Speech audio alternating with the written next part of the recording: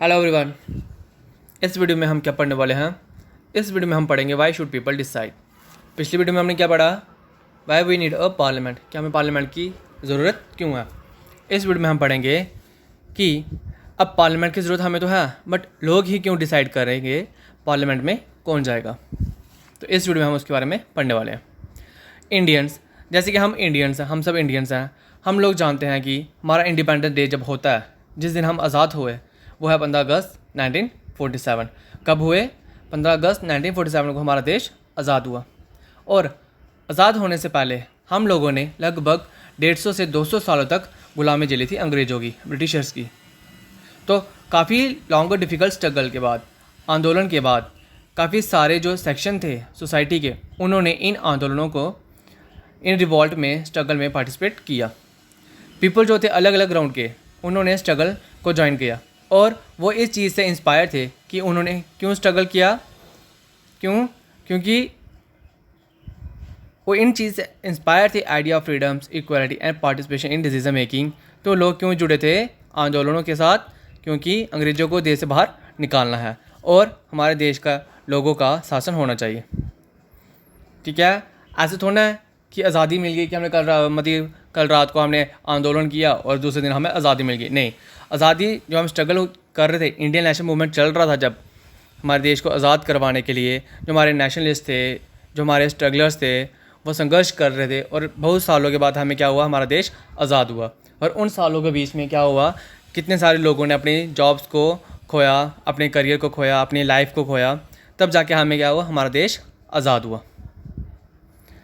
तो learning from the past experience and inspirations with the idea such has freedom, equality and participation in decision making.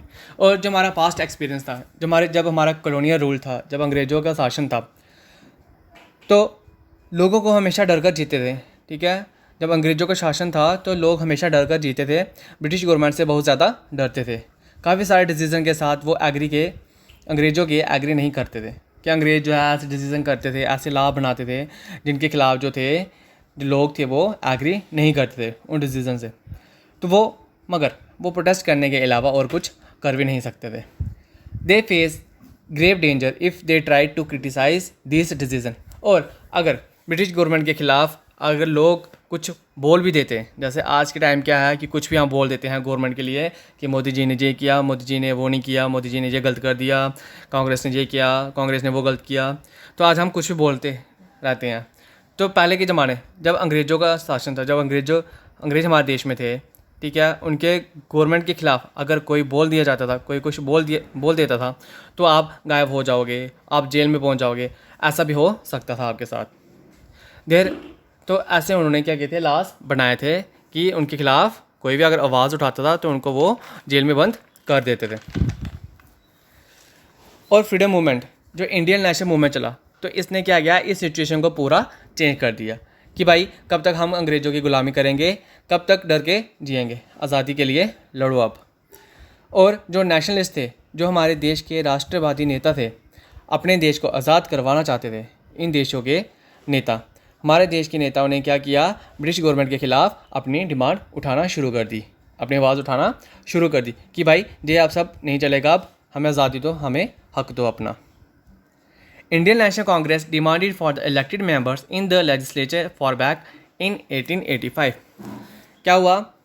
तो as for back as 1885 जो Indian national Congress की स्थापना हुई, हमारे देश की सबसे बड़ी पार्टी उस समय में हुआ करती थी Indian national Congress. Indian national Congress की स्थापना कब हुई? 1885 में। इसके मेंबर्स ने काफ़ी सारी डिमांड करी। उन डिमांड में से एक डिमांड ये थी इलेक्टेड मेंबर्स की। क्या थी? Elected members in legislature. तो क्या हुआ? जो लॉ बनाने वाली बॉडी है, ठीक है, जो लॉ बनाने वाली बॉडी, जो लेजिस्लेचर क्या होता है? जहाँ पे लॉस वगैरह बनाए जाते हैं। जैसा फर्स्ट चैप्टर में पढ़ा था हमने, लेजिस्लेचर, एग्जीक्यूटिव एंड जुडिशरी। तो जो लेजिस्लेचर वो क्या है? एक लॉ बनाने वाली बॉडी होगी। ठीक है, तो ब्रिटिशर्स उस समय में अपने हिसाब से लॉ बना लेते थे और जो भी लोग लॉ बनाने के रखे थे वो इलेक्टेड नहीं होते थे। तो इंडियन नेशनल कांग्रेस ने तब से ये डिमांड कर रही थी कि जो लॉ बनाने वाली बॉडी है, जो लेजिस्लेचर है, तो जो मेंबर हैं वो इलेक्टेड होने चाहिए। और ये कब से डिमांड कर रही थी? फॉर बैक इन 1885, 1885 से पहले से क्या कर रही थी, डिमांड कर रही थी कि जो लेजिस्लेचर बॉडी है उसमें इलेक्टेड मेंबर होने चाहिए, जब से कांग्रेस बनी भी नहीं थी। उससे पहले की क्या कर रहे थे, इस चीज़ के लिए डिमांड कर रही थी इंटरनेशनल कांग्रेस।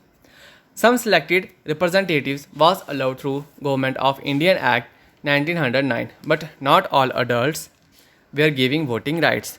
और गवर्नमेंट ऑफ इंडिया एक्ट 1909, तो ये अधिकार हमें काफ़ी लेट मिला। कब से हम संघर्ष कर रहे थे, 1885 से पहले से हम संघर्ष कर रहे थे कि हमारे जो लेजिस्लेटिव बॉडी है उसमें इलेक्टेड मेंबर्स हों। तो काफ़ी समय बाद हमें क्या हुआ, इस गवर्नमेंट ऑफ इंडिया एक्ट में हमें अधिकार मिला। काफ़ी टाइम से इसकी डिमांड कर रहे थे हम लोग। तो क्या हुआ, तो 1909 एक्ट जो एक्ट निकाला ब्रिटिश गवर्नमेंट ने, गवर्नमेंट ऑफ इंडिया एक्ट, तो क्या हुआ उसमें कुछ मेंबर्स को क्या हुआ, सम इलेक्टेड रिप्रेजेंटेटिव्स को अलो किया। तो कुछ लोग हमारे देश के अब लेजिस्लेचर काउंसिल में जाएंगे, ठीक है, जाने लगेंगे। They did not allow for all adults to vote. और तब हमारे देश के नेताओं ने बहुत ज़्यादा जोर तो डाला अंग्रेज़ों पर कि हम लोगों को नेता बनने का या फिर लेजिस्लेचर काउंसिल में पार्टिसिपेट करने का हक तो दो। तो ये तो सरकार ने थोड़ा बहुत लिमिट वे में हमें दे दिया कि कुछ जो मेंबर्स हैं, इलेक्टेड मेंबर्स हैं, वो लेजिस्लेचर में जाने लेंगे, ठीक है। But after independence there were no doubt left on the issues of giving voting to all. तो क्या हुआ, मगर वोट देने का अधिकार हर किसी अडल्ट को, या हर किसी इंसान को जो 18 साल से ऊपर है, उन सभी को वोट डालने का अधिकार, हक नहीं दिया। तो क्या हुआ, और जो हमारा संविधान है, जो हमारा कॉन्स्टिट्यूशन है, उसमें क्या किया, किसी इंसान को क्या हुआ, सभी इंसान को, हर किसी इंसान को हक दिया। किसका हक दिया, क्या हक दिया, principle of universal adult franchise का। Independence should show the aspiration of freedom struggle, universal adult franchise. क्या हक दिया, हमारे कॉन्स्टिट्यूशन में सभी लोगों को क्या हक दिया था, principal of universal adult franchise का, कि मतलब हर किसी इंसान को हक दिया जाएगा वोट डालने का जो 18 साल से प्लस है, चाहे वो बुज़ुर्ग हो, महिला हो, लेडीज़ हो या जेंट्स हो, जो भी 18 साल से प्लस होगा उसको वोट डालने का अधिकार है, ठीक है। तो ये था कि वाई शुड पीपल डिसाइड, कि हम ही लोग क्यों डिसाइड करेंगे कि पार्लियामेंट में कौन लोग जाएंगे।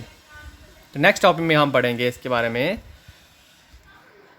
Okay student, thank you.